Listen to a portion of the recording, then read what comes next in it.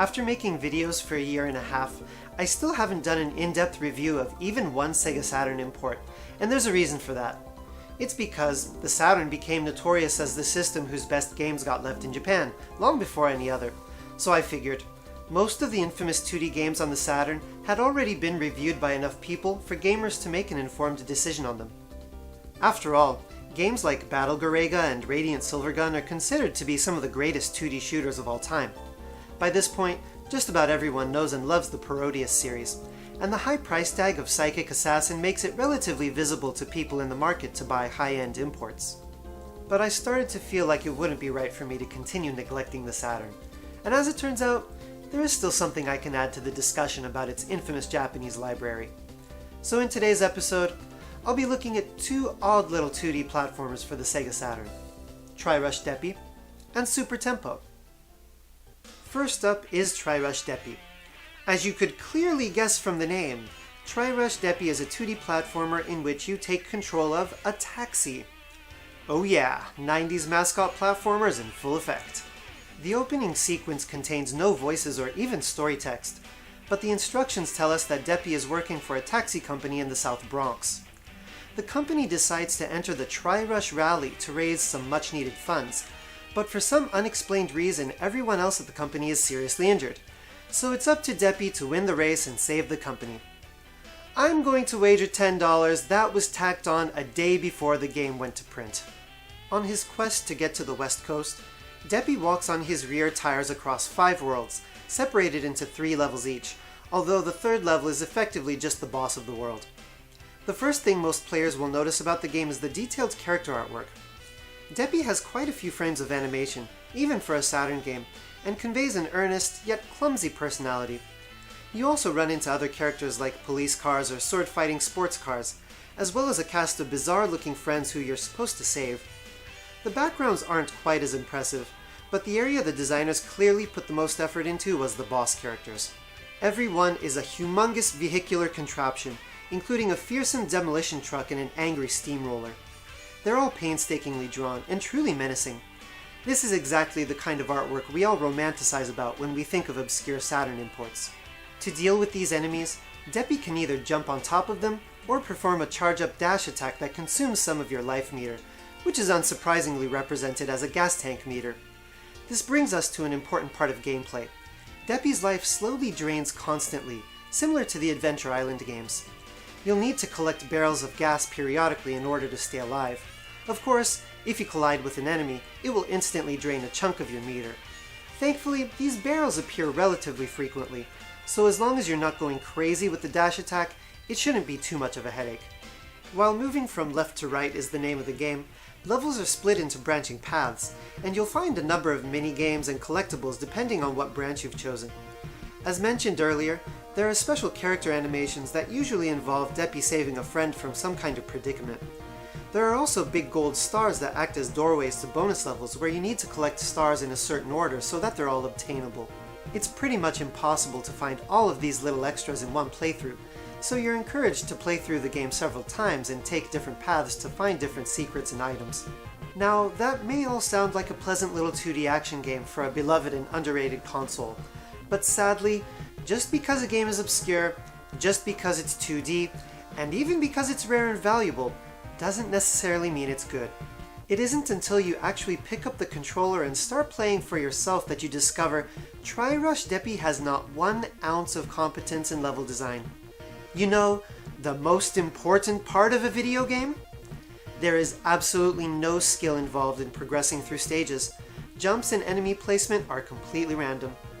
The only thing that makes it even remotely challenging is the heavy jump control, which is oddly unresponsive and noticeably worse than even Hermie Hopperhead. And everyone who saw my review of that game knows that isn't a flattering statement. Tryrush Deppy tries to offset this by adding the replay value of going back and finding extras. But there's one huge problem with this. You can't backtrack.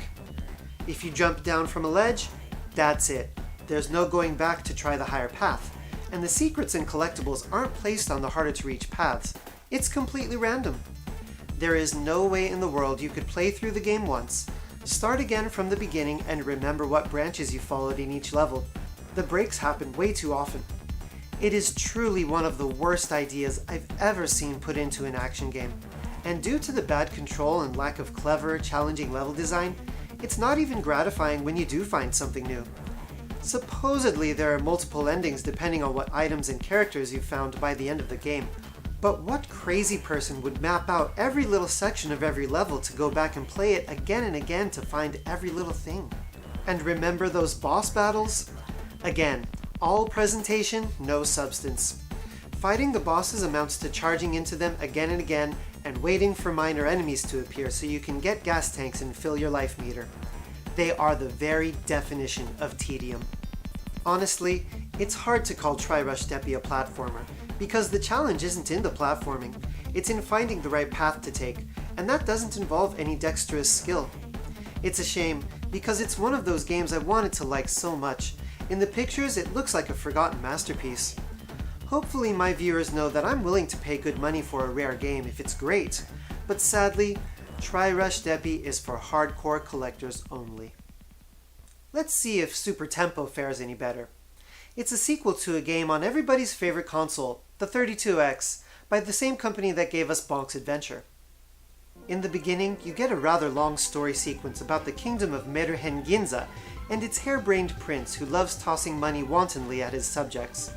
Unfortunately, the prosperity is interrupted when the mechanical planet Technochi attacks with a beam that turns everyone into greedy, money-hungry lunatics. Meanwhile, in the music world, our heroes, the grasshopper Tempo and his matchstick-selling girlfriend Katie the Butterfly, are living in squalor. But their luck changes when the Bluebird of Happiness appears before them and leads them on an adventure to save the kingdom and acquire riches along the way. God, I loved this generation. When the game begins, Super Tempo appears to be a standard left-to-right 2D platformer. The goal is to collect as many musical notes as possible before clearing the level, which act as money and are used to buy special items and decorations for your room at the end of each level.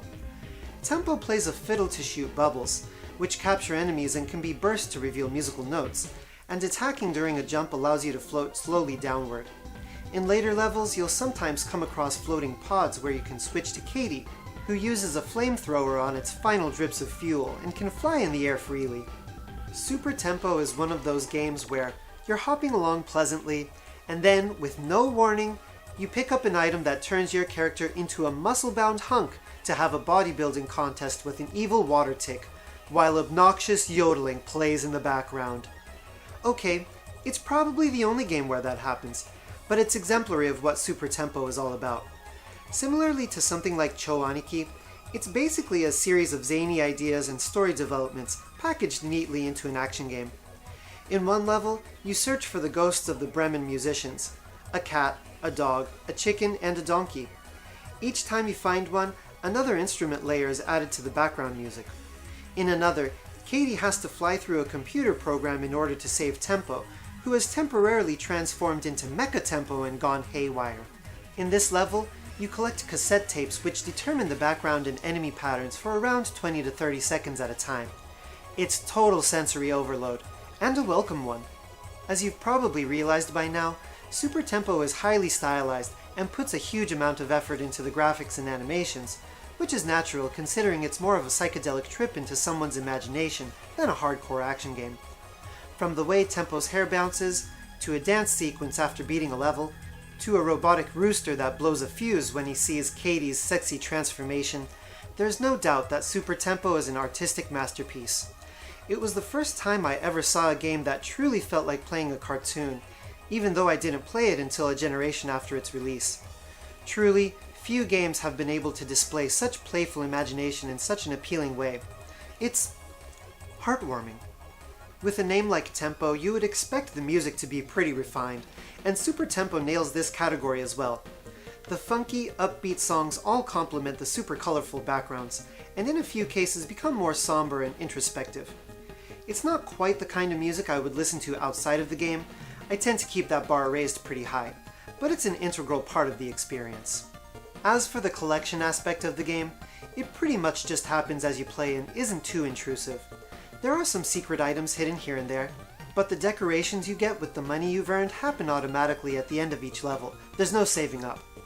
A roulette wheel reveals what rank of item you've earned, like a toy robot or a camera, and then you choose from one of 3 varieties. And if you've collected items of enough value by the end of the game, you'll get a special ending screen. Again, I don't think simply calling Super Tempo a platformer is accurate. 2 of the 6 levels have you flying instead of walking, and the levels that do have you walking around are relatively short and easy. Traversing tricky jumps and enemy placement isn't what it's all about. Instead, it's a playful journey through a world with completely random twists and turns, and a pleasing amount of variety in gameplay to accompany it. Usually, I'm suspicious of games that are more presentation than gameplay, but I'll make an exception for Super Tempo. It's not something I'm going to play again and again to temper my hand-eye coordination, but it is whimsical and unique enough to bring joy to my heart. The reality is, a lot of lesser-known imports cost a small fortune these days, and as I've said in the past, I would like this channel to be a place where people considering buying these games can get an informed opinion before shelling out $300. To sum this video up, I can't give my seal of approval to Tryrush Deppy. The only thing it has going for it is a bit of nice artwork. But Super Tempo may very well be a hidden gem, and even though it isn't the kind of game I usually play, there's really nothing else like it, and probably never will be again.